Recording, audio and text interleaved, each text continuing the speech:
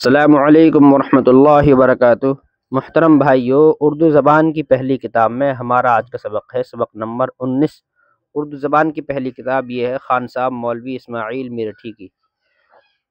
سبق شروع کرتے ہیں۔ میرا نام عبد الرحمن شکارپوری ہے۔ بسم اللہ الرحمن الرحیم۔ آدمیوں کے کام۔ نمبر 1، ایک جگہ بستی بسا کر رہنے سے آدمیوں کے کام خوب چلتے ہیں اور سب کو آرام پہنچتا ہے۔ نمبر 2، کسان کھیتی کرتا ہے، کھیتی سے کھانے پینے کی چیزیں پیدا ہوتی ہیں۔ جولاہا کپڑا بنتا ہے، راج اور مزدور مکان بناتے ہیں۔ چمار چمڑا کماتے اور جوتے بناتے ہیں۔ درزی کپڑے سیتا ہے، لوہار اور بڑھئی اوزار گھڑتے اور بہت سی کام کی چیزیں تیار کرتے ہیں۔